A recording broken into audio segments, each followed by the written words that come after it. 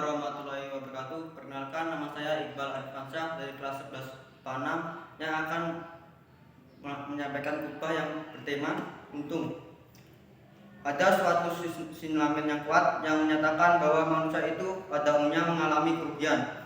Sinyalemen ini ditujukan kepada manusia pada umumnya. Kami khawatir jangan-jangan di antara kita atau sebagian besar kita ini tergolong orang yang merugi tersebut. Seseorang yang merugi dalam hal perkara dagang misalnya, mungkin lantaran kurang hati-hati, kurang perhitungan sehingga seseorang mengalami kerugian. Namun kerugian ini akan dapat kita tutupi manakala kita melakukan kegiatan perdagangan lagi di masa-masa yang akan datang. Dan mungkin saja justru kita memperoleh keuntungan sehingga kerugian sebelumnya dapat kita tanggulangi karena memang untung rugi merupakan persoalan biasa dalam jual beli. Namun hadirin sekalian, kerugian yang dimaksudkan di sini yang disinyalir ini bukan kerugian dalam hal perkara dagang dan bukan kerugian yang ada di dunia ini saja, tapi kerugian yang akan dibawa mati atau kerugian yang diderita seseorang sejak di dunia kini hingga di akhirat nanti dan tidak ada kesempatan lagi untuk menebusnya. Kaum Jumat rahimahumullah, saya yakin kita semua tidak ada yang ingin rugi, kita semua ingin untung.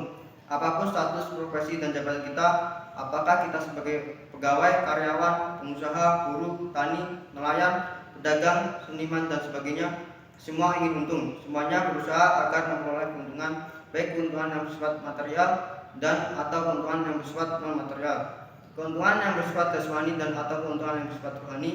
Tetapi kenapa sinyalemen ini menyatakan bahwa manusia itu pada umumnya mengalami kerugian? Padahal tak seorang pun di antara kita yang ingin rugi, dan ini sudah merupakan tabiat dan naluri manusia sepanjang zaman. Betapa tidak, hadirin sekalian, orang-orang yang dinyatakan oleh Allah sebagai orang-orang yang rugi itu adalah lantaran mereka menyandarkan dirinya atau mengantarkan dirinya kepada sesuatu yang tidak dapat diandalkan, tidak dapat diharapkan. Demi masa, Allah bersumpah dengan masa, Allah bersumpah dengan waktu, karena perkara waktu inilah kadang-kadang manusia itu lalai. Karena perkara waktu inilah terkadang manusia itu salah hitung, salah perhitungan. Betapa mudahnya kita menghabiskan waktu begitu saja. Dapat cepatnya kita dimakan oleh waktu. Namun sayangnya banyak di antara kita yang belum menyadarinya. Umur kita yang semakin setahun semakin bertambah, pada akhirnya justru semakin berkurang.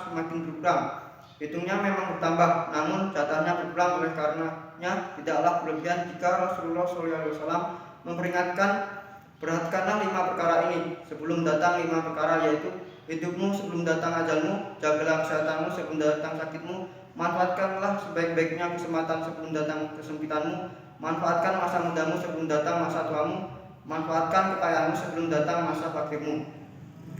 Hadirin kaum muslimin rahimahumullah, orang-orang yang tidak mampu memanfaatkan minimal 5 perkara yang diberikan oleh Rasulullah ini pada hal yang diridhoi oleh Allah SWT, maka orang-orang inilah yang dinyatakan oleh Allah sebagai orang-orang yang rugi.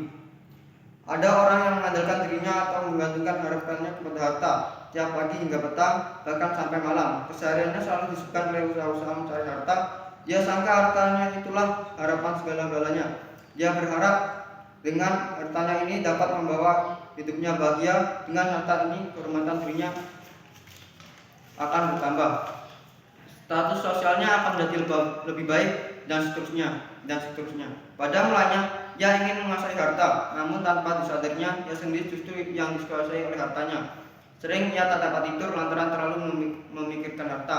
Akal dan pikirannya hanya bercurah untuk mencari dan menumpuk harta, sehingga tak jarang melalaikan ia untuk mengingat Allah dan melalaikan ia untuk berbuat baik terhadap sesama. Bahkan melalaikan ia untuk bersilaturahmi dengan keluarga, tangga, dan masyarakat. Waktunya nyaris tak tersisa sedikit pun karena telah habis untuk kepentingan bisnis. Muslimin sidang Jumat rahimahumullah, manusia hidup memang bukan harta, bahkan harta merupakan sesuatu yang sangat penting dalam kehidupan.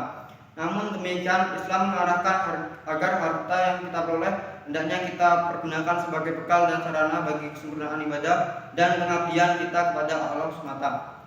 Cinta kepada harta boleh saja, tetapi hati yang kelewat cinta pada harta pada gilirannya akan memperbudak dan menjajah diri kita sendiri. Kalau sudah begini keadaannya, maka tidak ayal bagi harta akan menjadi cikal bakal sumber malapetaka, tidak saja di dunia ini, tapi juga sampai ke akhirat nanti. Tengoklah sekeliling kita, tidak sedikit nilai yang tinggi dan luhur dapat dikalahkan oleh nilai yang rendah dan tak terpuji. Karena harta, persaudaraannya terputus, terjadi saling menyakiti, saling menganiaya, saling mendolimi, ikut menyikut terjadinya pertikaian, perselisihan, perkelahian, bahkan bunuh-membunuh disebabkan karena harta.